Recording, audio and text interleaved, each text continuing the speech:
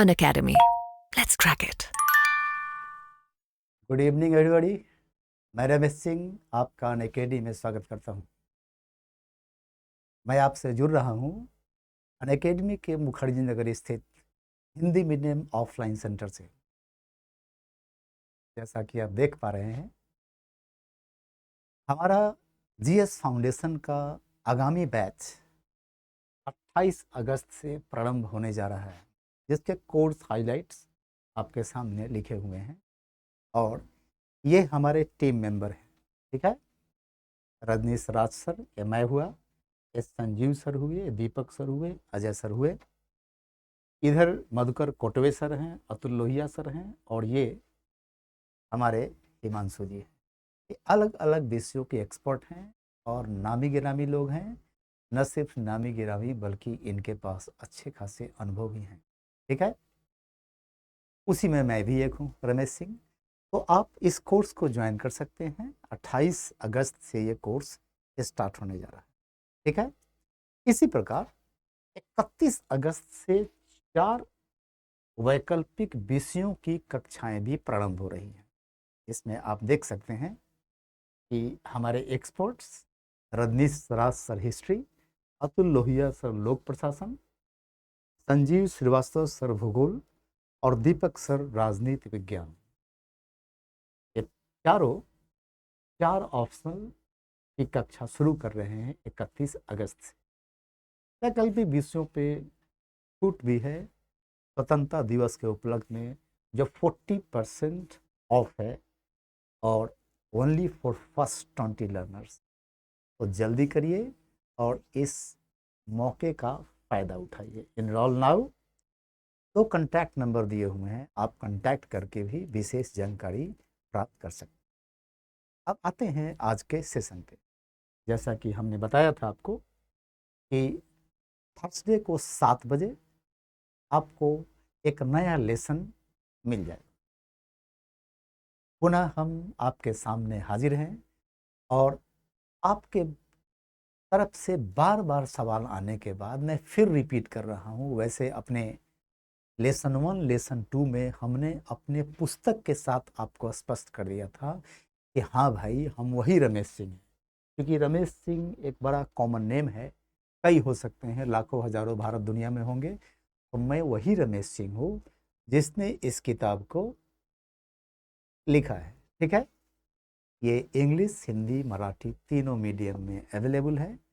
English और हिंदी मेरा अपना विकसित किया हुआ है, मराठी अनुवाद है। इसी तरह से तमिल और तेलुगु जो आ रही हैं पुस्तकें, वो भी अनुवाद ही होगी निश्चित तौर पे, क्योंकि मुझे न तमिल आती, न तेलुगु आती, न मराठी आती। सुन के तो समझ तो सकते हैं मराठी, लेकिन लिखा हुआ कंटेंट हम करेक्ट नहीं कर सकते। एनीवे, तो ये तो मेरी बात है कि हम ही रमेश सिंह हैं। और ये पहली बार है जब मैं एनसीईआरटी कक्षाओं के पुस्तकों को पढ़ा रहा हूँ। आप इसी से समझ सकते हैं कि हमारे टीम के मेंबर जो एनसीईआरटी कभी नहीं पढ़ाए मेरी तरह, वो एनसीईआरटी पढ़ा रहे हैं हिंदी माध्यम के छात्रों को ध्यान में रखकर। और ये क्लासेस टारगेट है हमारे अपने जो ऑफलाइन क्लास के स्टूडेंट हैं उनके लिए, और साथ साथ आप जैसे लोग जो हमारे ऑफलाइन सेंटर के छात्र नहीं हैं, उनको भी ये लाभकारी रहेगा, ठीक है। रह गई बात पीडीएफ उपलब्ध कराने की, हमने पिछले क्लास में बताया आपको। रह गई बात कि इस पे आधारित जो टेस्ट होने हैं ऑफलाइन सेंटर पे, उसको आप तक पहुंचाने की, तो उससे विचार विमर्श जारी है। देखते हैं क्या निर्णय लिया जाता है, ठीक है। फिलहाल हम आपसे मिल रहे हैं 9th स्टैंडर्ड के एनसीईआरटी इकोनॉमिक्स अर्थशास्त्र पुस्तक की चर्चा के लिए, जो 8 लेसन में हमने एक कोर्स तैयार किया है 4 चैप्टर। उसमें तीसरा चैप्टर का पहला लेसन हो चुका है, जो आप मंडे को देख चुके हैं। तीसरे अध्याय का दूसरा लेसन, जिसे हमने नाम दिया है लेसन 6, छठा लेसन की चर्चा हम लोग आज करेंगे। इसका टाइटल है निर्धरता विरोधी उपाय एवं भावी चुनौतियां, anti poverty measures and future challenges और चैलेंजेस अहेड, ठीक है। एक पार्ट इसका हो चुका है लेसन 5। तो जो लोग सीधा लेसन 6 देखने आए हैं उनको पहले लेसन 5 देखना चाहिए। फिर ये लेसन 5 लेसन 6 मिलके इस पुस्तक के तीसरे अध्याय की चर्चा करता है।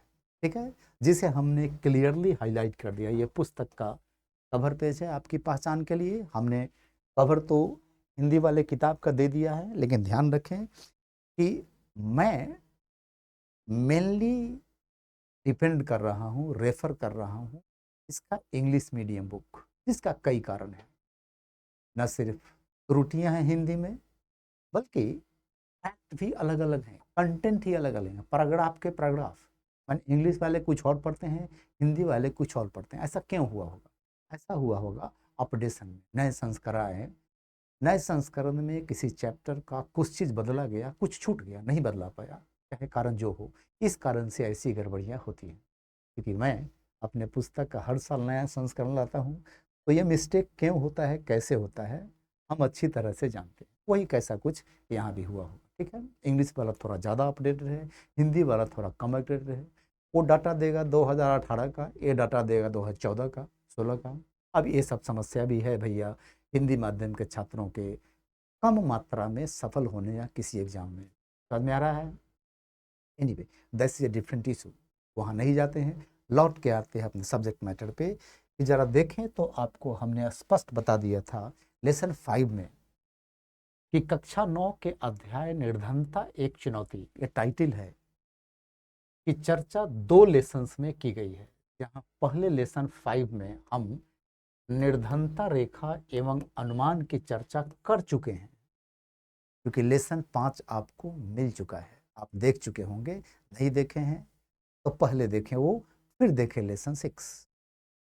वहीं दूसरे अध्याय, दूसरे लेसन जो लेसन 6 है, जो आज हम पढ़ने जा रहे हैं, हम निर्धनता निरोधी उपाय एवं भावी चुनौतियों की चर्चा करेंगे। ये टाइटल है इसका, आज के क्लास का टाइटल है लेसन 6। मतलब कि पॉवर्टी ए चैलेंज नामक थर्ड चैप्टर एनसीईआरटी क्लास 9 को हमने 2 घंटे में 2 कक्षाओं में डिस्कस किया। पहले में हमने चर्चा किया पॉवर्टी लाइन क्या है, इसका एस्टिमेट कैसे करते हैं, इसका आकलन कैसे करते हैं, अनुमान कैसे लगाते हैं, भारत क्या करता है आधिकारिक तौर पर। और दूसरा लेसन में है कि निर्धनता निरोधी उपाय, एंटी पॉवर्टी मेजर्स, गरीबी उन्मूलन के लिए उपाय सब क्या हैं जो भारत में भी किए गए हैं, और साथ साथ आने वाले समय की कैसी चुनौतियां होंगी निर्धनता से जुड़ी हुई, गरीबी से जुड़ी हुई। ये है सब्जेक्ट मैटर हमारे आज के क्लास का। इस बीच में आपका जो कमेंट्स है या आपका जो क्वेरी है लेसन 5 पे, उसका हम विधिवत उत्तर देते जा रहे हैं। शायद आप हमारा रिप्लाई पढ़ते होंगे। ठीक है, हम दूसरों को ही बोलेंगे, क्योंकि आप में से कई छात्रों का जो क्वेरी होता है, डाउट होता है, वो या तो एक होता है या एक ही जैसा होता है। तो सभी का रिप्लाई करना टाइम कंस्टेंट के कारण कई बार संभव नहीं हो पाता। तो आप ऐसा करें कि जो भी कोई छात्र कमेंट दिया है, हमने रिप्लाई किया है, उस रिप्लाई को अवश्य पढ़ें। तो आपके दिल में और दिमाग में कोई शंका नहीं बचेगी। यही एक तरीका है जिस तरीके से आपके क्वेरीज का रिप्लाई हम कर सकें। ठीक है, ये बात समझ में आ गई? लेकिन अपना कमेंट जरूर करें और अपने सवाल जरूर पूछें, क्योंकि आपका क्वेरी क्या है, आपकी परेशानी क्या है, ये जब तक आप शेयर नहीं करेंगे तब तक शिक्षक को कैसे पता चलेगा? जब तक पता नहीं चलेगा तब तक उसका समाधान कैसे किया जाएगा? ठीक है, अब आते हैं आज के सब्जेक्ट मैटर। सबसे पहले में लिखा है निर्धनता का वैश्विक स्वरूप क्या है, इसका रूप क्या है, the face of global poverty.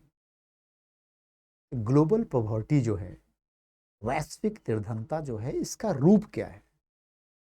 ज़्यादा डिटेल में 9th स्टैंडर्ड का इकोनॉमिक्स नहीं जाता, हम भी डिटेल में नहीं गए हैं, हम भी उतना ही छुए हैं जितना एनसीईआरटी 9th स्टैंडर्ड का दिखाना चाहता है। ठीक है, लेकिन गरीबी हमारे हर कक्षा के क्लास में आएगी और सब क्लास में इस पे चर्चा होगी और धीरे धीरे आपका स्तर उच्च होता जाएगा। ठीक है, 11th स्टैंडर्ड के बुक पहुंचते पहुंचते एक काफ़ी स्टैंडर्ड हो जाएगा। समझ में आ रहा है? जिससे मिलता जुलता सवाल आपको सिविल सेवा के परीक्षा में पूछी जाती है। ठीक है, तो इसमें सबसे पहले है कि विश्व बैंक वैश्विक निर्धनता का आकलन करता है। मतलब कि ग्लोबल पॉवर्टी का एस्टीमेट और आकलन मेजरमेंट करता कौन है? तो विश्व बैंक करता है। ठीक है, वर्ल्ड बैंक करता है इसका, उसका अपना तरीका है जिससे वो करता है। क्या विश्व बैंक हर देश में जाके मूल आंकड़ा इकट्ठा करता है? क्या उसके लोग दुनिया के हर देश में, जो भी देश वर्ल्ड बैंक के मेंबर हैं, वहां जाके गरीबी का आंकड़ा इकट्ठा करते हैं? नहीं। विश्व बैंक के आंकड़े इसके मेंबर देशों के द्वारा आधिकारिक रूप से जो आंकड़े दिए जाते हैं उस पे आधारित होते हैं। ठीक है, अब हर देश अलग अलग वर्ष का आंकड़ा देता है, इस कारण से वर्ल्ड बैंक का आंकड़ा दुनिया के देशों का विविधित आंकड़ा निकालकर एक अपना global survey and global report प्रस्तुत करता है। ठीक है, आगे पढ़ेंगे इसके बारे में। आप देखेंगे कि गरीबी का अनुमान जो है वो सापेक्ष और निरपेक्ष निर्धनता है। मतलब सापेक्ष और निरपेक्ष का सेंस है कि एब्सोल्यूट एंड रिलेटिव। सापेक्ष मीन्स रिलेटिव और निरपेक्ष मीन्स एब्सोल्यूट। सापेक्ष गरीबी वह है कि एक व्यक्ति दूसरे से ज्यादा धनी या गरीब है। ठीक है, अब फॉर एग्जाम्पल दो व्यक्ति दोनों झुग्गी में रहता है, एक 5,000 पर मंथ कमाता है, दूसरा 8,000 पर मंथ कमाता है। तो पहला वाला दूसरे वाले से ज्यादा गरीब है। दोनों ही गरीब हो सकता है परिभाषा के हिसाब से, जो भारत की परिभाषा है उसके अनुसार ये दोनों में से कोई गरीब नहीं है, क्योंकि वो निरपेक्ष गरीबी की बात है कि 814 रुपये अगर प्रति माह एक व्यक्ति कमा रहा है तो वो गरीबी रेखा के ऊपर है। समझ में आ गया? क्योंकि उससे शहरी क्षेत्र में, ग्रामीण क्षेत्र में 2400 कैलोरी का भोजन खरीदा जा सकता है। ये हमारा ऑफिशियल अवधारणा है। तो ये तो निरपेक्ष हो गई। सापेक्ष की बात हो रही है कि दो गरीब, एक ज्यादा एक कम हो सकते हैं, ये सापेक्ष है गरीबी। ये गरीबी सापेक्ष है। मेरे पास एक कार है, हमारे दोस्त हैं उनके पास 4 कार है, उनकी आमदनी हमसे 4 गुनी है, तो हम उनकी तुलना में ज्यादा गरीब हैं, तो वो किसी और की तुलना में गरीब है। ये सापेक्ष गरीबी है। समझ में आ गया? निरपेक्ष गरीबी क्या है? निरपेक्ष गरीबी के आधार पर ही पॉवर्टी लाइन और किलो कैलोरी फूड कंजम्पशन को बनाया गया है कि ग्रामीण क्षेत्रों में अगर किसी व्यक्ति को प्रतिदिन 2400 कैलोरी फूड नहीं मिल रहा है, इनटेक नहीं हो रहा, तो गरीबी रेखा के नीचे है। और शहरी क्षेत्रों में 2100 कैलोरी, शहरी क्षेत्रों में कम और ग्रामीण क्षेत्रों में ज़्यादा, क्योंकि ग्रामीण क्षेत्रों में देह से लोग ज़्यादा काम करते हैं, मेहनत मशक्कत के काम करते हैं, इसलिए उनके डाइट का कैलोरी 300 ज़्यादा है। ठीक है, तो ये है अंतर सापेक्ष और निरपेक्ष गरीबी में। अब अमेरिका में जिसको गरीब कहा जाएगा, इंडिया में शायद उसको गरीब ना कहा जाए। समझ में आ रहा है? वहाँ के एक गरीब के पास एक कार भी हो सकता है, यहाँ का गरीब कार का ऑनर नहीं हो सकता। ये एनसीईआरटी बुक ने भी रेफरेंस दिया है। इसका मतलब है कि गरीबी की परिभाषा एक देश से दूसरे देश में वैरी करती है, क्योंकि ये सापेक्षिक भी है, ये कंपेरेटिव भी है, रिलेटिव भी है। समझ में आ रहा है?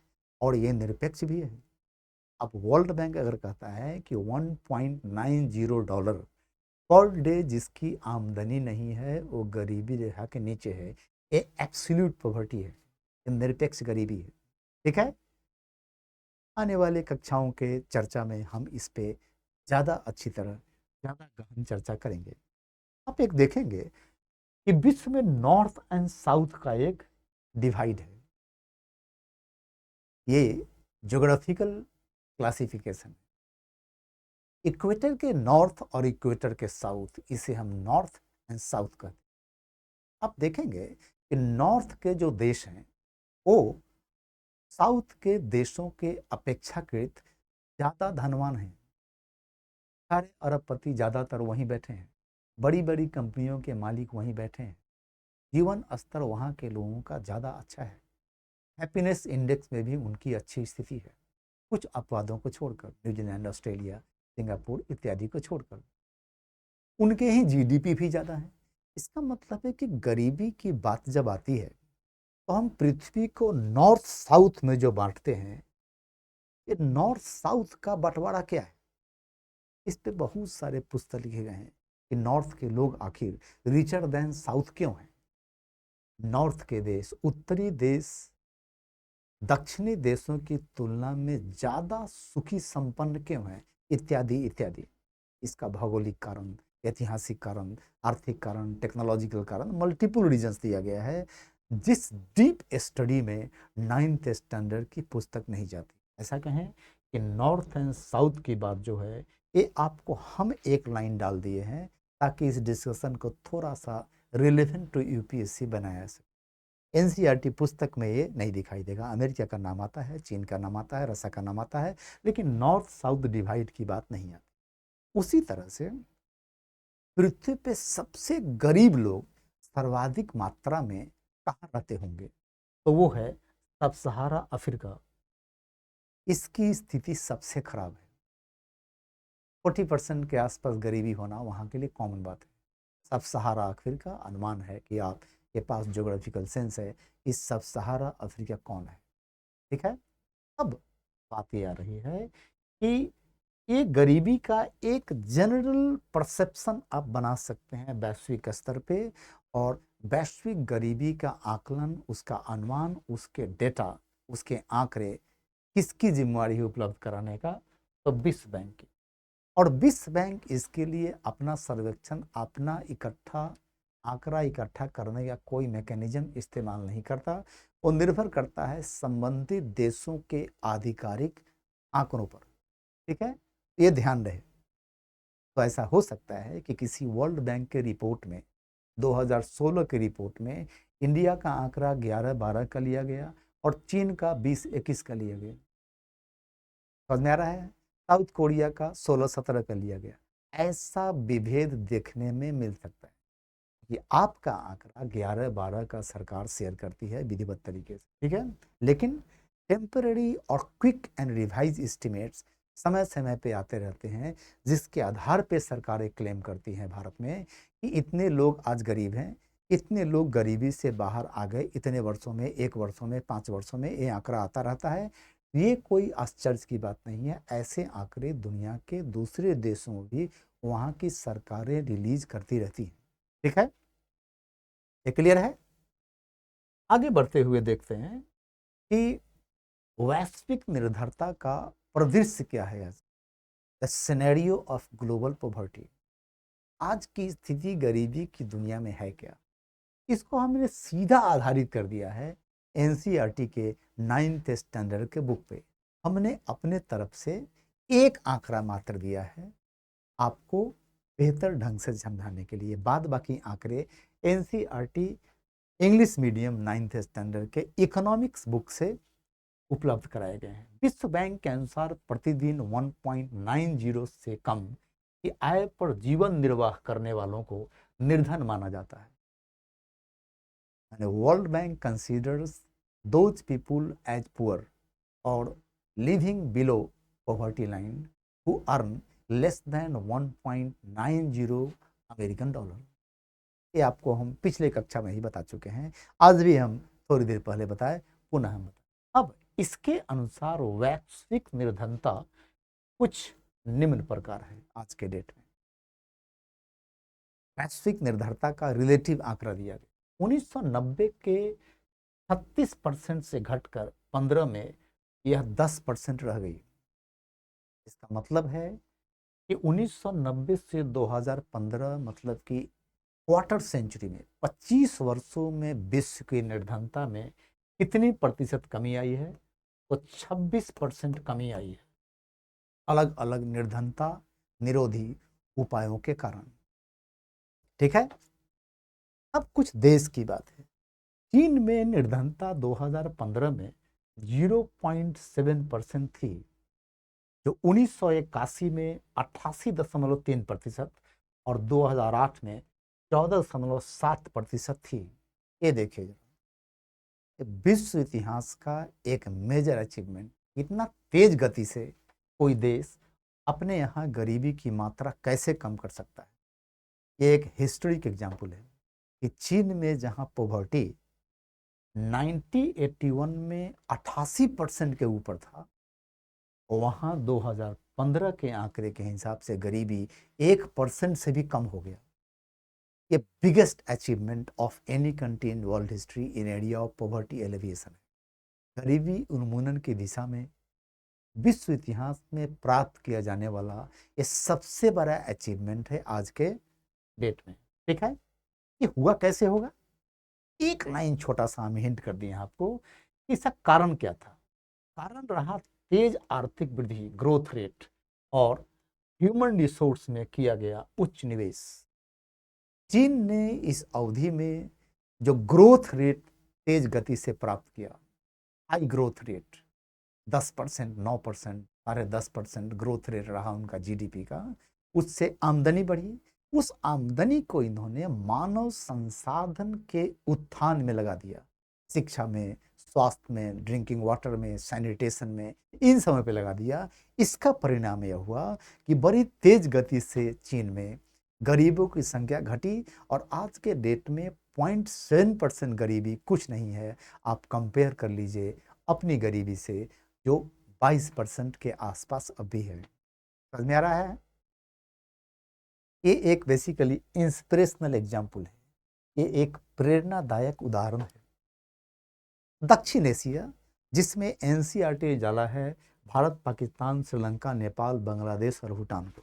दक्षिण एशिया की स्थिति क्या रही वर्ल्ड बैंक के? तो दक्षिण एशिया में निर्धनता 2005 के 34% से गिरकर 13 में 16.2% हुई। कुल संख्या है 51.04 करोड़ से घटकर 27.45 करोड़ इनकी संख्या रह गई। ये भी एक बहुत बड़ा अचीवमेंट, क्योंकि दक्षिण एशिया के जो देश हैं वहाँ गरीबी उच्च रही है शुरू से। ऐतिहासिक रूप से आप देखेंगे गरीबी उच्च रही है। कहने का मतलब सेकेंड वर्ल्ड वॉर के बाद, उसके पहले की बात हम नहीं बोल रहे हैं। अभी समय था जब भारत में गरीबी थी ही नहीं। आप पढ़े होंगे इतिहास की किताब में, है ना, आज़ादी के पहले भारत में गरीबी की स्थिति क्या थी, है ना।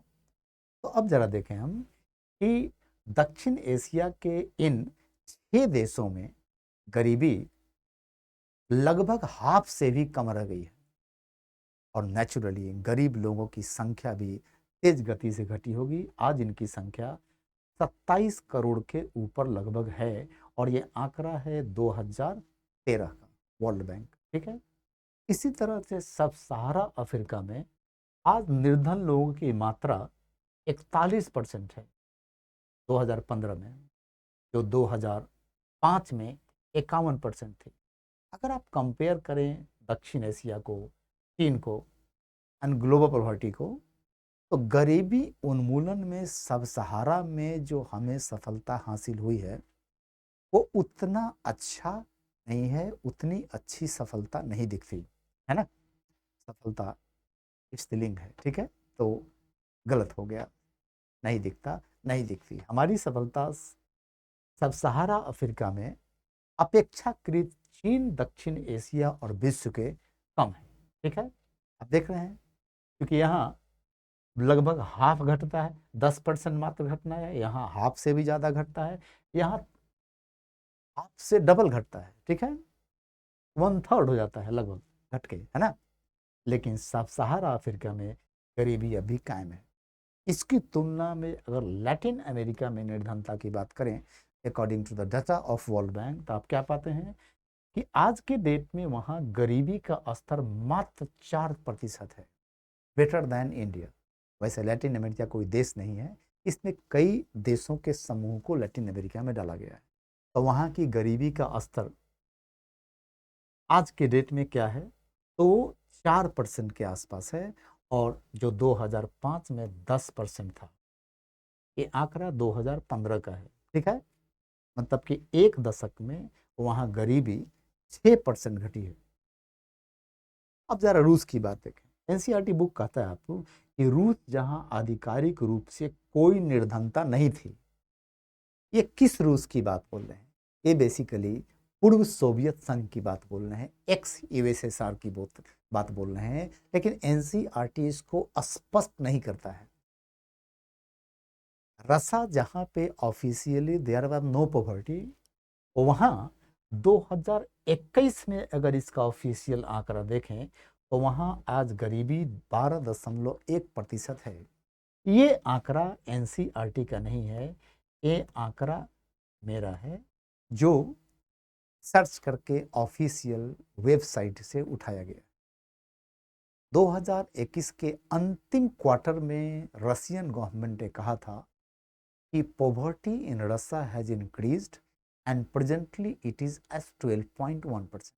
पैंडेमिक में ये 14% को पार कर गया था, लेकिन फिलहाल 2021 के अंतिम तिमाही में, क्वार्टर में, ये पुनः घट करके 12.1% रह गया।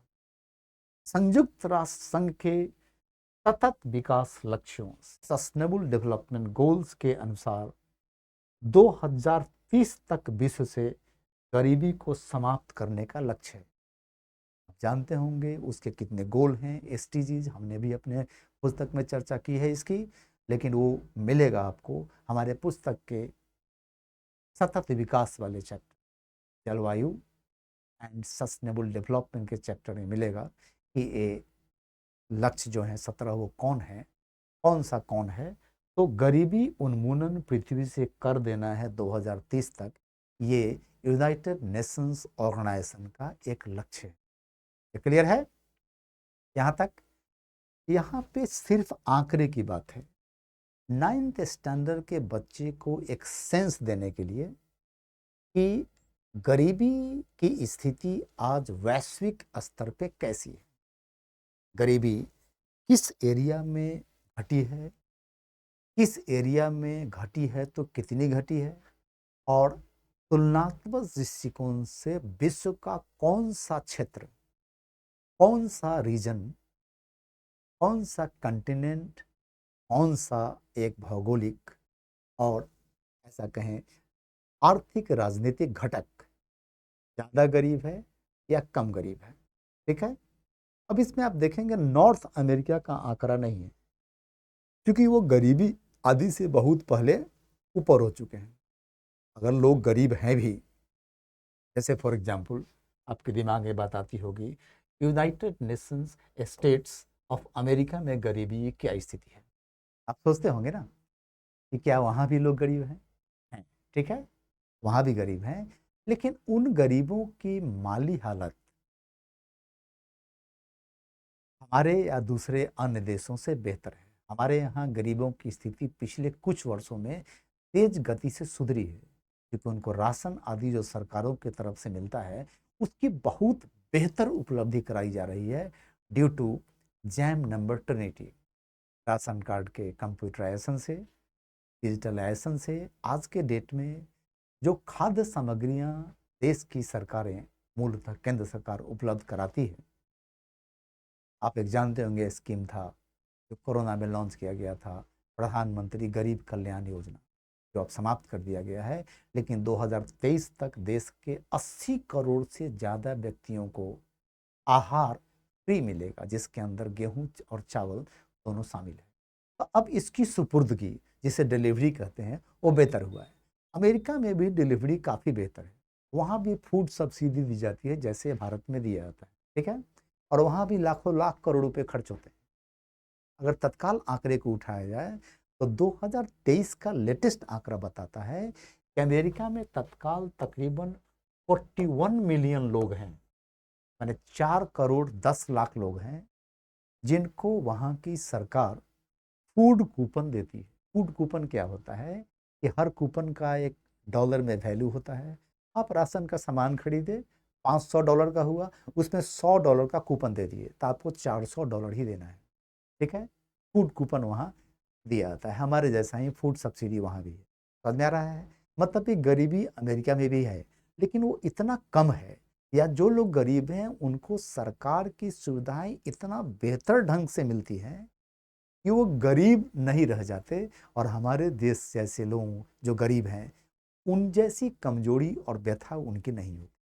ठीक है, थोड़ा सा आउट ऑफ एनसीईआरटी हम गए, थोड़ा सा ज्ञान दे दिया आपको, क्योंकि हमारा उद्देश्य आपको 9th स्टैंडर्ड का परीक्षा पास कराना नहीं है। हमारा उद्देश्य 9th स्टैंडर्ड के इकोनॉमिक्स बुक के माध्यम से आपको कुछ काम की चीजें दे जाना है, जो कि सिविल सेवा की परीक्षा में राज्य स्तरीय या यूपीएससी वाले एग्जामिनेशन में आपको काम आ जाए। ठीक है, तो ये पृष्ठ आपको सिर्फ डाटा देता है, लेकिन एक सेंस देता है, एक आइडिया देता है कि गरीबी की स्थिति जहाँ भी है, गरीब गरीबी होंगे, वो व्यथा से जूझ रहे होंगे, कमियों से जूझ रहे होंगे, ये कमो बेश हर जगह है। ठीक है, और इसमें एक नोट करने वाली बात है, अचीवमेंट ऑफ चीन। चीन ने जो अचीवमेंट प्राप्त किया है पिछली सदी के 80 के दशक से लेकर आज तक, एक काबिले तारीफ है, इसमें कोई दो मत नहीं। ठीक है, नेक्स्ट अपने सब टॉपिक पे चलते हैं। भारत में निर्धनता के कारण बड़ा इंपॉर्टेंट चीज है, हमने क्या किया है, इसमें एक भी चीज अपने तरफ से नहीं डाला है। बस क्या किया है कि एनसीईआरटी में जितने पॉइंट्स की चर्चा की गई है, हम उस पॉइंट की संख्या बढ़ा दिए हैं समझाने के क्रम में, ताकि आपको स्पष्ट ये समझ में आ जाए कि ये लाइन एनसीईआरटी का कहना क्या चाहता है। और हमको बता चुके हैं कि हमारा क्लास जो है वो बेस्ड है इंग्लिश और हिंदी दोनों मीडियम पे, प्राइमरली इंग्लिश मीडियम। ठीक है, अब देखिए कि भारत में निर्धनता के कौन कौन से कारण सरकार एवं विद्वानों के द्वारा बताए गए। सबसे पहला कारण है ऐतिहासिक औपनिवेशिक प्रशासन, कॉलोनियल एडमिनिस्ट्रेशन। आजादी के पहले भारत 200 साल के आसपास गुलाम रहा था अंग्रेजों के अंदर। और क्या हो रहा था, इतिहास के छात्र होने के नाते आप जरूर जानते हो, जस्ट एक लाइन, कि भारत के संसाधनों का दोहन यहाँ के शासक द्वारा, ब्रिटिश सरकार और ब्रिटिश क्राउन के द्वारा भारत के विकास के लिए नहीं किया जा रहा, उसका इस्तेमाल इंग्लैंड के विकास के लिए किया जा रहा था। मतलब हमारे संसाधन हमारे विकास के काम में नहीं लगाए जा रहे थे। ये एक बहुत बड़ा हिस्टोरिकल रीजन है, जिसे आप लीगेसी प्रॉब्लम कह सकते हैं। इसका असर अकॉर्डिंग टू एनसीईआरटी 1980 के दशक के पूर्वार्ध तक दिखाई पड़ता है। 1980 के दशक तक धीमी आर्थिक प्रगति, ये आर्थिक प्रगति बेसिकली इकोनॉमिक ग्रोथ के सेंस में लिखा जा रहा है और इकोनॉमिक डेवलपमेंट के सेंस में लिखा जा रहा है। हम पूरा नहीं लिख रहे हैं, आप समझ जाएंगे। In the sense of economic growth and economic development, मतलब भारत ऐतिहासिक रूप से एक शोषित देश रहा है आर्थिक मामले में, जिसका असर भारत पर प्रत्यक्ष दिखाई देगा 1980 तक। क्योंकि बिना संसाधनों के आप आर्थिक वृद्धि, आर्थिक समृद्धि और आर्थिक विकास से कहानी नहीं लिख सकते। आप जान रहे हैं कि फला गांव में स्वास्थ्य की सुविधा नहीं है, लेकिन स्वास्थ्य की सुविधा उपलब्ध कराने के लिए आपको धन चाहिए, डॉक्टर चाहिए, अस्पताल चाहिए, मेडिसिन चाहिए, बहुत कुछ चाहिए। ये कुछ था ही नहीं, या था भी तो बहुत कम था। तो हम बारी बारी से शहरों और गांवों को चुनते हैं और वहाँ स्वास्थ्य का विकास करते हैं। इस सेंस में ये कहा जा रहा है, इस सेंस में ये लिखा जा रहा है कि भारत का जो धीमा विकास होता है, भारत की जो धीमी आर्थिक वृद्धि होती है 1980 के दशक तक, जिसमें हिंदू ग्रोथ रेट टर्म भी आ गया, उसका एक मूल कारण इसका औपनिवेशिक शासन के अंतर्गत रहना भी है, जिसे आप कॉलोनियल हैंगओवर की बात कर सकते हैं, लीगेसी, एक कॉलोनियल बर्डन की बात सकते हैं। कॉलोनियल एक्सप्लॉयटेशन ने भारत के इकोनॉमिक सिचुएशन को इतना जार जार कर दिया, इतना कमजोर कर दिया कि आपके पास कुछ संसाधन है ही नहीं जहां से आप अपने वृद्धि और विकास की कहानी लिखना शुरू कर सकें। तीसरा कारण है कि जब 80 के दशक की बाद की बात देखें या उसके पहले की बात देखें, आज़ादी के बाद, तो औद्योगिक विकास की रफ्तार बहुत धीमी रही। हमने इंडस्ट्री को अपना प्राइम मूविंग फोर्स चुना, है ना। हमने किताब में चर्चा की है, आप देखेंगे कि चैप्टर 3 में हमने चर्चा की है कि भारत की अर्थव्यवस्था का उद्भव, है ना, इकोनॉमिक इवोल्यूशन ऑफ इंडिया कैसे होता है। तो उसमें हमने कृषि के बजाय उद्योग को चुना। लेकिन क्या हमने उद्योग में उतना निवेश किया? हमने अगर उद्योग में सरकारों के साथ साथ निजी क्षेत्र को भी आमंत्रित किया, तो क्या दोनों ने, public sector and private sector ने, उचित मात्रा में निवेश किया? तो नहीं। उचित मात्रा में निवेश नहीं होगा तो industrial development and industrial expansion expectation से कम होगा। इसका खामियाजा क्या होगा? इसका खामियाजा होगा कि रोजगार सृजन का दर निम्न हो जाएगा। इंडस्ट्री से कनेक्टेड है। भूमि सुधार की नीति की पहल जो की गई वो असफल हो गया और कृषि पर लोगों का बोझ बढ़ता चला गया। किसानों को कर्ज की कमी रही और आय की कमी रहेगी तो कर्ज की कमी तो रहेगी कि किसानों की आय निम्न थी तो उनका बचत नहीं होगा। हर बुआई के पहले, हर फसल को बोने के पहले उनके पास धन की किल्लत होगी और इस धन की किल्लत की पूर्ति के लिए वो लोकल महाजन से कर्ज लेंगे जो काफी शोषणकारी ब्याज दरों पे कर्ज देंगे। ये एक विशेष साइकिल की शुरुआत हो गई, दुष्चक्र की शुरुआत हो गई। समझ में आ रहा है? अब ये सब का सब इंटरकनेक्टेड है। अगर इंडस्ट्रियल एक्सपेंशन हमारा हेल्दी होता तो कृषि क्षेत्र पर जो लोगों का बोझ बढ़ता गया वे लोग माइग्रेट करते एग्रीकल्चर से इंडस्ट्री की तरफ, उतना रोजगार का सृजन नहीं हो पाया और एग्रीकल्चर पे बढ़ती जनसंख्या का बोझ बढ़ता चला गया। प्रति व्यक्ति आय एग्रीकल्चर सेक्टर का घटता चला गया। इसका तात्पर्य यह नहीं है कि इंडस्ट्रियल डेवलपमेंट हुआ ही नहीं, वो हुआ, लेकिन इंडस्ट्रियल डेवलपमेंट रोजगार उन्मुख नहीं रहा।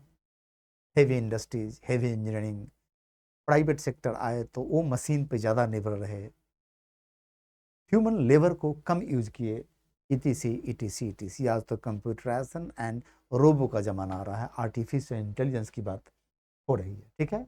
इसके साथ साथ क्या होता रहा? तेज जनसंख्या वृद्धि जारी रही। ऑपरेशन ग्रोथ रेट 3% के ऊपर बनना लगा, 4% के आसपास पहुंचता पहुंचता रहा, जिसका एक अलग खामियाजा हुआ कि आपके पास संसाधनों की कमी है, रोजगार के साधन कम है, प्रति व्यक्ति इनकम कम है, प्रति परिवार इनकम कम है और परिवारों में जनसंख्या बढ़ती जा रही है। पहले हम बता चुके हैं आपको पिछले क्लास में कि किस प्रकार जनसंख्या और परिवार का आकार गरीबी के लिए एक जिम्मेवार कारक है, तो ये भी एक कारक बन गया। और अंतिम है धार्मिक अनुष्ठानों पर होने वाला उच्च व्यय। ये जरा देखिए, रिलीजियस सेरेमनी जो होते हैं उसमें भारत में अनाप शनाप मात्रा में खर्च होता है। इज्जत बचाने के लिए खर्च होता है, श्राद्ध में खर्च होता है, शादी पे खर्च होता है, जनेऊ पे होता है, बहुत सारा खर्च होता है। जिसके पास धन है वो खर्च करे, बात समझ में आती है। जिसको नहीं है वो कर्ज लेके, जमीन गिरवी रख के, जमीन बेचे, गहने बेच के भी बेटे बेटी की शादी करते हैं। आप अगर गांव से जुड़े हैं तो आपको ये अच्छी तरह कहानी पता होगा, ठीक है। अब मुद्दा ये है कि कोई व्यक्ति के पास बहुत धन है इसलिए वो रिलीजियस सेरेमनी में बहुत खर्च कर रहा है, अब बड़ा मुश्किल है इस पे कमेंट करना, क्योंकि वो धन खर्च हो रहा है तो अर्थव्यवस्था के काम आ रहा है, और जिस व्यक्ति का धार्मिक अनुष्ठान पे खर्च हो रहा है उसके आत्मा को शांति मिल रही है, तो आप इसको नकार नहीं सकते। लेकिन एक व्यक्ति जो धार्मिक अनुष्ठान में खर्च करने की आर्थिक शक्ति नहीं रखता, अगर वो कर्ज लेकर करता है, अगर वो जमीन गिरवी रख के करता है, तो यह निश्चित तौर पे बेहतर नहीं। ठीक है, क्योंकि धार्मिक अनुष्ठानों को हम मंदिरों में जाके ही पूरा कर सकते हैं, इसमें कम धन व्यय होगा और आपके आत्मा को शांति ही मिलेगी, मतलब दिखावे पे ना जाए। ये एनसीईआरटी स्पेशली हाईलाइट करता है। हमने इसमें जोड़ दिया शादी वगैरह, जो हिस्टोरिकल रीजन तो बताता है, लेकिन एनसीईआरटी कल्चरल सांस्कृतिक कारण को की चर्चा नहीं करता। तो सांस्कृतिक कारण भी है, जाति व्यवस्था भी हमारे यहाँ गरीबी के लिए रेस्पॉन्सिबल माना गया है। आर्थिक और सामाजिक स्थिति किसी कैसी है, परिस्थिति कैसी है, स्टेटस कैसे है, उसे ही माना गया है। लेकिन इन सब बातों की चर्चा एनसीईआरटी नहीं करता है, क्योंकि वो 10th स्टैंडर्ड में 11th स्टैंडर्ड में ऑटोमेटिकली आएगा, क्योंकि 9th स्टैंडर्ड के छात्रों को ज़्यादा एक्सपोज एंड ओवर बर्डन आप नहीं करते। ठीक है, फिलहाल आप दिमाग में इतनी बात रखें कि भारत में निर्धनता के जो कारण रहे हैं, उसमें एनसीईआरटी किन कारणों को इंगित करता है, किन कारणों को इंडिकेट करता है और उद्धृत करता है, उसका एक पूरा लिस्ट आपके सामने हम दे दिए हैं। ठीक है, नेक्स्ट में आते हैं हम निर्धनता निरोधी उपाय। ये बेसिकली है anti poverty measures, measures taken by governments of the country to alleviate poverty, poverty alleviation steps, सरकारों द्वारा उठाए गए वैसे कदम जो पोवर्टी को समाप्त करने को उन्मुख थे या उद्देश्य के प्रति प्रेरित थे। गरीबी उन्मूलन की आजमाई हुई आर्थिक तकनीक क्या है? आप गेस कर पा रहे हैं कि कोई व्यक्ति गरीब है, उसको गरीबी से बाहर लाने का आजमाया हुआ सेल्फ सस्टेनेबल टेक्निक है उस व्यक्ति को रोजगार दे देना। This is time tested method of economics. अर्थशास्त्र गरीबी उन्मूलन का सबसे बेहतरीन तरीका बताता है, जो है बेसिकली रोजगार सृजन। आप सोच रहे होंगे गरीब आदमी को सीधे सरकार पैसा दे दे, इससे भी तो गरीबी का उन्मूलन हो जाएगा, लेकिन ये टिकाऊ नहीं है, सस्टेनेबल नहीं है। उस व्यक्ति को रोज पैसा चाहिए, हर साल पैसा चाहिए। जैसे ही पैसा आना रुक गया सरकार से, वो व्यक्ति पुनः गरीब हो गया। ये समझ में आ गया? इसे कहते हैं इकोनॉमिक कंपेंसेशन, जिसकी बात आज यूनिवर्सल बेसिक इनकम में दुनिया के देशों में हो रही है।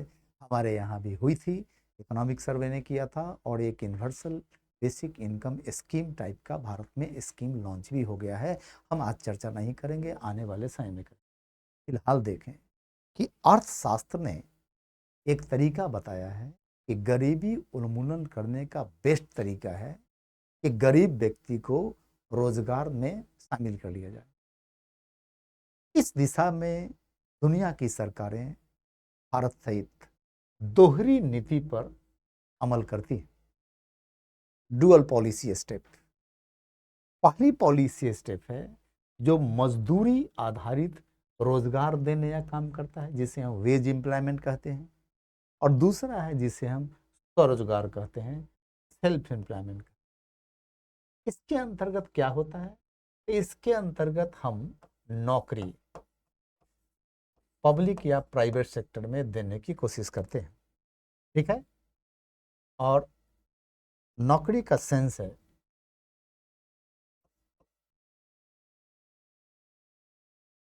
कि कोई भी व्यक्ति प्रतिदिन मजदूर की तरह काम कर रहा हो या उसका वेतन मंथली मिल रहा हो, ये दोनों वेज एम्प्लॉयड हैं, ये दोनों वेज एम्प्लॉय हैं।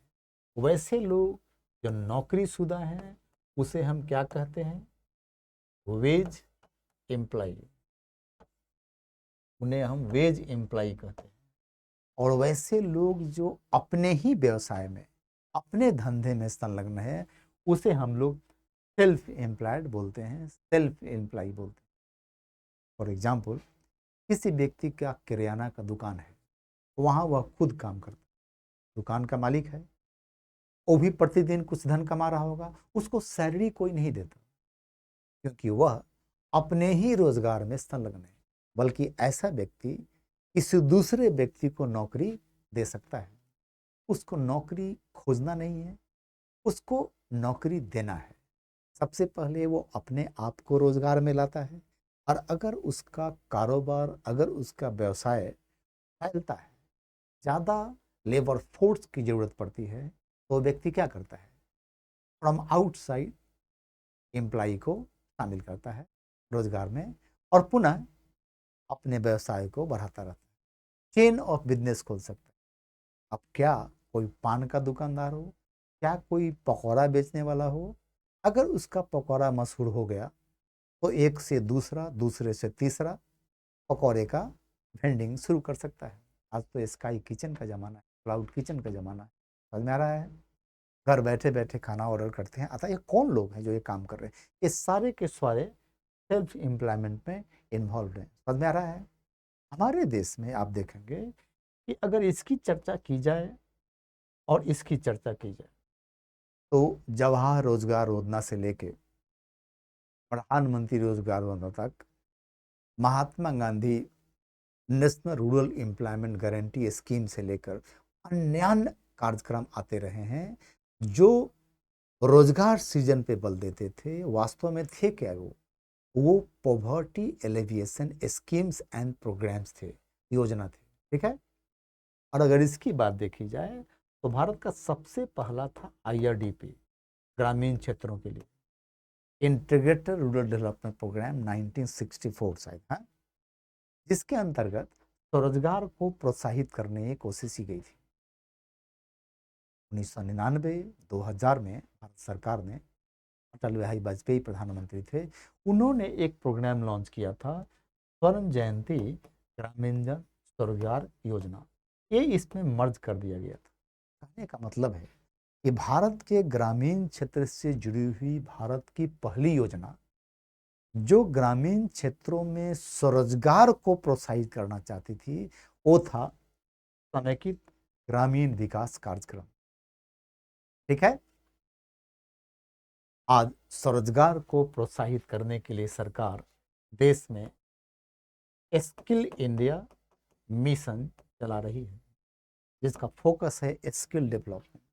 10वीं पास करने के बाद, 12वीं पास करने के बाद, BA पास करने के बाद, अलग अलग स्तरों पे इसमें भारत के लोगों को क्या किया जा रहा है, स्किल दिया जा रहा है, ठीक है। रूरल एंड अर्बन दोनों क्षेत्रों में किस क्षेत्र से जुड़े स्किल दिया जा रहे हैं, इंडस्ट्री सेक्टर से जुड़े, कृषि क्षेत्र से जुड़े, हस्तकला से जुड़े, और सेवा क्षेत्र से जुड़े, तरह तरह के स्किल इसमें दिए जा रहे हैं। देश के सारे राज्यों में एक कार्यक्रम आज के डेट में लागू है, ठीक है। अब जानने की बात यह है कि ये दो तरह के जो उपाय हैं निर्धनता को समाप्त करने का, इसमें दोनों की खूबियां क्या हैं और खामियां क्या हैं, ज़्यादा डिटेल तो यहाँ चर्चा नहीं कर सकते, क्योंकि 9th स्टैंडर्ड की पुस्तक उस चर्चा में जाता नहीं है। लेकिन फिलहाल एक संकेत दे दें कि ये बेसिकली इमीडिएट रिलीफ ला सकता है। 10-20 हज़ार आदमी को आप नौकरी दे दिए, ठीक है, चाहे निजी क्षेत्र में हो चाहे सार्वजनिक क्षेत्र में हो, वो इमीडिएटली पॉवर्टी से बाहर आ जाएगा। क्योंकि बेरोजगार है, और पता है कि बेरोजगारी पॉवर्टी का एक मेजर रीजन है, one of the major reasons, वो तुरंत गरीबी से बाहर आ जाएगा। लेकिन ये सततता वाला स्टेप नहीं है, ये एक सस्टेनेबल तरीका नहीं है। उसकी नौकरी गई कि पुनः वो बेरोजगार हो गया, पुनः गरीब हो गया। यही नहीं, उसके परिवार में जो लोग उस पर निर्भर हैं, जब तक उनको नौकरी नहीं मिलेगी तब तक वो गरीब बने रहेंगे। मतलब कि रोजगार में एक आदमी को आपने नौकरी दे दी, तो वह व्यक्ति तो पॉवर्टी से बाहर आ गया। लेकिन जैसे ही वो रिटायर करेगा या वो नौकरी से निकाला जाएगा और नौकरी छोड़ देगा, ये पॉवर्टी का चेन ब्रेक हो गया, वो फिर गरीब हो जाएगा। लेकिन यहाँ की कहानी दूसरी है। यहाँ है कि एक बार स्वरोजगार में कोई आ गया तो वह रोजगार का चेन क्रिएट करता है, वो दूसरे को भी रोजगार दे सकता है। इस कारण से भारत में पिछले एक दशक में सरकार, केंद्र सरकार का खास करके नारा बदल गया है कि नौकरी ढूंढिए मत, नौकरी दीजिए। इसी सेंस में हमारे प्रधानमंत्री जी ने कभी पकौड़ा बेचना को रोजगार कह दिया था, जिससे बड़े सारे नेगेटिव कमेंट भी आए थे। देखिए, कमेंट तो नेगेटिव एंड पॉजिटिव आते रहते हैं, लेकिन एज एन इकोनॉमिस्ट अगर देखें तो हमारे प्रधानमंत्री जी का ये कहना कि पकौड़ा बेचना भी रोजगार है, ये 100% से ज़्यादा सही है और सटीक है। भारत को वास्तव में एक अपना कमेंट दे रहे हैं, इस पे फोकस करने का समय अब आ गया है। इसी बात को शायद दिमाग में रख के प्रधानमंत्री जी ने ऐसी बात कही होगी। हम उनकी मंशा समझ सकते हैं और अपने क्लास में इस बात को अपने छात्रों को बताते भी हैं कि पकौड़ा बेचना इस रोजगार से खराब कैसे है। ये पकौड़ा बेचने वाला आदमी ऐसा पकौड़ा बना दिया कि पूरे शहर में प्रचलित हो गया। अब एक शहर में जिसकी आबादी मान लीजिए 50 लाख है, वो एक मोहल्ले में पकौड़ा बेचता है, पूरा शहर जान गया। अरे भैया, अब उस कॉलोनी में, उस शहर में अगर छोटे छोटे 200 मार्केट हैं तो 200 मार्केट में वो पकौड़े या खोमचा लगा सकता है ना। अरे सड़क पे खड़ा होकर ठेले बेच सकता है। संभव है कि नहीं? हर ठेले पे 2 आदमी चाहिए, 3 आदमी चाहिए। ये आदमी कितना रोजगार का सृजन कर दिया। मतलब आप में स्वरोजगार के लिए हुनर चाहिए, स्किल चाहिए, मेरिट चाहिए, आप में दम चाहिए, तभी स्वरोजगार में जा सकते। इसका तात्पर्य यह कतई नहीं है कि कम मेरिट वाले लोग नौकरी में जाते हैं। आप इसका वह मीनिंग मत निकालिए जो मीनिंग हम नहीं दे रहे। ये दोनों दो तरह के लोगों के लिए। अब प्रॉब्लम यह है कि भारत जब आज़ाद हुआ तो क्या उस समय इस पे फोकस करना संभव था? नहीं संभव था भाई, क्योंकि इसके लिए पूंजी बहुत चाहिए। इसके लिए स्वरोजगार में जाने वाले व्यक्ति के पास स्किल चाहिए, जो नहीं था। हमारा फोकस किस पे था? हमारा फोकस इस पे था। भारत सरकार का फोकस वेज एम्प्लॉयमेंट से सेल्फ एम्प्लॉयमेंट की तरफ मूलतः 1999-2000 की तरफ जाता है, जब देश के प्रधानमंत्री श्री अटल बिहारी वाजपेयी थे। एक दिमाग में बात रखिए कि एज ए टीचर हमारा किसी पॉलिटिकल पार्टी से कोई एसोसिएशन नहीं है। हम just as an economic analyst, expert, सरकार के पॉलिसी से चर्चा करते हैं, उनका विश्लेषण करते हैं, उनकी कमियां और उनके मेरिट्स को हाईलाइट करते हैं। आपके परीक्षा में सरकार की पॉलिसी को जानना बहुत ज़रूरी है। सरकार ने क्या सोच के उस पॉलिसी को लॉन्च किया है, इसको जानना जरूरी है। सरकार के अकॉर्डिंग सरकार क्या करना चाहती है। तब आप अगर मीडिया में पढ़ते हैं कि इसकी कमी क्या है तो बुरा नहीं है। लेकिन होता क्या है, अखबारों के माध्यम से आईएएस एस्पिरेंट कमियां सिर्फ पढ़ते हैं, सरकार की मंशा वो नहीं पढ़ते, सरकार का ऑब्जेक्टिव क्या है, एम क्या है, वो नहीं पढ़ते, जिससे देश का आज़ादी के बाद से बहुत बुरा हुआ है। एज योर टीचर, आपके शिक्षक होने के नाते मेरा ये फर्ज बनता है कि आपको सरकार के नीतियों के सही मायने से अवगत कराएं। ठीक है, ये ध्यान रखना है। और आपको सिविल सर्वेंट बनना है तो सबसे पहले सरकार की नीति को जानना पड़ेगा। सरकार के नीति का उद्देश्य क्या है। और रह गई बात किसी सरकार की पॉलिसी प्रोग्राम में कमी की, तो आप जान के चलिए कि सरकारों से बेहतर कोई नहीं जानता उसके वीकनेस को। सरकार अच्छी तरह जानती है और समय आने पे धीरे धीरे उन वीकनेसेस को सरकार ख़त्म भी करती है, उसको बेस्ट बना देती है। हमारे सरकारों का एग्जाम्पल आप दे सकते हैं, बहुत सारे स्कीम।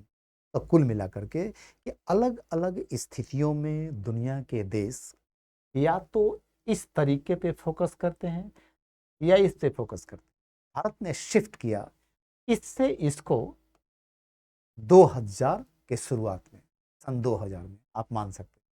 तब से सरकार का ध्यान, सरकार का बल इसी पे है। 2008 में National Skill Development Programme launch होता है, जिसको केंद्र की सरकार ने स्किल इंडिया मिशन के नाम से पुरजोर तरीके से लागू करना शुरू किया हाल में आकर। ठीक है, इस सब का उद्देश्य इसका प्रोत्साहन है, लेकिन इसको भी ना घटाए हुए, क्योंकि जिसको आप बेहतर स्किल दे दिए, क्या गारंटी है कि वो अपना व्यवसाय ही शुरू करेगा? उसको एक बेहतर नौकरी तो मिलेगा। स्किल के अभाव में किसी व्यक्ति को 300 रुपये मजदूरी रोज मिल रहा है, स्किल दे दिया आपने, उसकी मजदूरी 600 हो गई, 700 हो गई। इसका मतलब है कि स्किल इंडिया मिशन सिर्फ इस पे फोकस है, ऐसा नहीं है, ये दोनों पे फोकस है। लेकिन हमारा ध्यान आज के डेट में सरकार के दृष्टिकोण से नौकरी देने से ज्यादा वैसे लोगों को प्रोत्साहित करना है जो कि नौकरी खुद बांट सकें। वही तो स्टार्टअप इंडिया मूवमेंट है। स्टार्टअप इंडिया क्या है? वही तो है। स्टार्टअप को कितना सरकार इनकरेज कर रही है, क्योंकि इसका समय अब आ गया है। हमारी जनसंख्या के पास सही हुनर हो, सही कौशल हो, तो वो रोजगार ढूंढेंगे नहीं, वो रोजगार बांटना शुरू कर देंगे। समझ में आ रहा है? दुनिया के देशों के साथ साथ भारत की सरकार भी 1947 से लेके अब तक इसी नीति को अमल करती रही है कि हम अर्थशास्त्र की आजमाई तकनीक, जिसके अंतर्गत रोजगार दे देना गरीबी उन्मूलन का टाइम टेस्टेड फार्मूला है, आजमाया जाए। लेकिन रोजगार देने के लिए हमारी नीति दोहरी रही है, डुअल पॉलिसी रही है। एक रही है जिसके अंतर्गत हम वेज एम्प्लॉयमेंट को प्रमोट करते रहे हैं, आज भी कर रहे हैं, और दूसरी रही है सेल्फ एम्प्लॉयमेंट, जिस पर एम्फेसिस और बल पिछले एक दशक में काफी बढ़ गया है। ठीक है, ये है तरीका सरकार के पॉलिसीज को पॉजिटिव तरीके से समझने का। ठीक है, इसी और तरीके से हमने अपने पुस्तक का भी इवोल्यूशन किया है और उसका विकास किया है। आपको निश्चित रूप से पता चलता होगा कि इस पुस्तक में ऐसी बातें हैं, आपको बता सकते हैं कि ये सब बातें आपको हमारे पुस्तक के उस अध्याय में मिलेंगे जहां हम भारत में मानव विकास की बात कर रहे हैं, ह्यूमन डेवलपमेंट इन इंडिया। वहां पे आप जाएंगे तो आपको ये सारी चीजें दिखाई देंगी। वो अध्याय है इंग्लिश और हिंदी दोनों ही पुस्तक में, चैप्टर 20, भारत में मानव विकास। इसमें आपको बृहद चर्चा मिलेगी इस पुस्तक की। ठीक है, पूरा का पूरा गवर्नमेंट डॉक्यूमेंट पे बेस्ड है। बाहर की बात अगर लिखी भी गई है तो वो फुटनोट्स में डाल दिया गया कि कहाँ की बात आपको बताई जा रही है। ये निर्धनता विरोधी उपाय हो। अब विविध और मिससेलेनियस में देखें तो आपको लेसन 5 एंड लेसन 6 में ऐसा समझिए कि पॉवर्टी से जुड़ा हुआ एनसीईआरटी जिन बातों की चर्चा करता है, हमने कोशिश किया उनसे आपको अवगत कराने का। आशा है कि आपको आज का लेक्चर पसंद आया होगा। अपने कमेंट जरूर भेजें, और आपने अगर हमारे चैनल को सब्सक्राइब नहीं किया है तो इसको सब्सक्राइब जरूर करें, अपने दोस्तों में इन वीडियोज़ को प्रमोट करें, क्योंकि यह हमारा और हमारे टीम के अनुभवी शिक्षकों की तरफ से पहली बार है कि एनसीईआरटीज़ पे लेक्चर सीरीज आयोजित की जा रही है, वो भी वहाँ से जहाँ से एनसीईआरटी कोई पुस्तक उपलब्ध है। आपको पता है इकोनॉमिक्स पे एनसीईआरटी की पहली पुस्तक 9th स्टैंडर्ड में प्रेस्क्राइब्ड है। Thank you very much for watching. फिर मिलते हैं लेसन 7 में और लेसन 8 में, जो एम्ड होगा फूड सिक्योरिटी इन इंडिया पे। Thank you very much for watching the video.